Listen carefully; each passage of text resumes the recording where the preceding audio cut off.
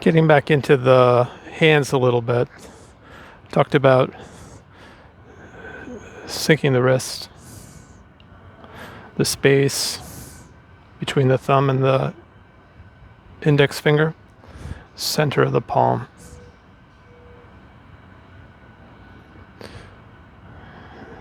The pinky, you can imagine that energy is coming in through this channel.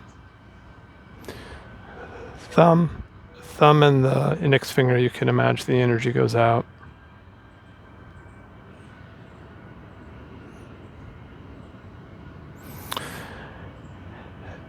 Take your index finger and very gently rotate it, hardly at all, just rotate a little bit, clockwise,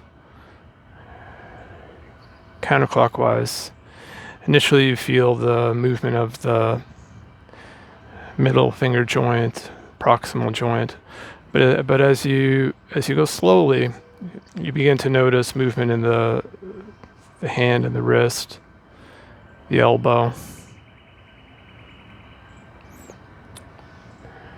Feel like you're rotating the bone, not just the flesh. So you got to take hold of the bone and then just kind of ease up on the pressure a little bit. So you rotate it a little bit. You feel that further up the chain. You feel it in the shoulder blade. And then see where does your awareness end. So as I make this little twist, I can feel it all the way down to my feet. In Aikido, you would grab a person's wrist, for example, like that, or even the pinky. You could see that just by grabbing a pinky, you can see that you lock up all the joints, and you could easily move a 300-pound person around unless they wanted to have their pinky broken. So the tissue is connected, right? You have individual joints, but you have capsules, and then you have connective tissue that goes through the whole body. And this brings us to the topic of the spirals.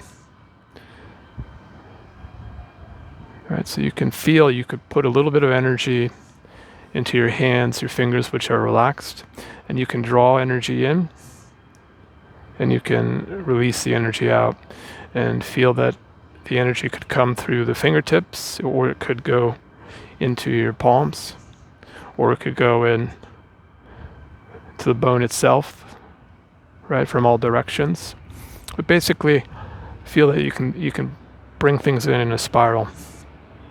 So if the energy starts with the hands and you bring your arms back, the arms don't really want to do this, right? It's not the way our joints and tissues are designed. Your arms want to do this when you bring your arms in. That's what the arms want to do. And then when you bring them out, it's the opposite. That's what they want to do. Try it both ways to see for yourself. If you try to extend your arms out like that, it doesn't work very well. So these spirals are found in all of our movements, in all of our natural movements. If you hold a really straight arm as you move, you'll end up having locked up tension in joints, and you'll have a less effective movement because the arm won't feel as integrated to the whole structure. So a punch, even if it's a jab, we would say it's straight but not straight. There's an arc and there's a spiral. There's always a little bit of a sense of a spiral, even if it's just internal and the observer can't see it. There's a feeling of connection, so that a punch accelerates. It could accelerate from the fingers, it could accelerate from the center, or it could accelerate from the ground. But in all these cases, there's going to be exhibited a spiral. As another experiment, when you drink a glass of water, you can just feel the difference. Hold it with the thumb and the index finger. Notice how it affects the arm, the shoulder, ribs, etc. Then hold it with the ring finger, middle finger, index finger, and just feel how the change occurs in which your body manages to hold this inanimate object. So all the forms that you do, even if you're just raising your arms up and down, pushing them, back and forth like that, you can imagine that there's this current of energy that's going through your body in a spiraling manner. And if you don't like the concept of energy, abstract energy, you can just feel the joints tangibly rotating, spiraling one way versus the other, and you can clearly feel that there's a movement bias that makes a movement feel one way more natural than the other way more tense.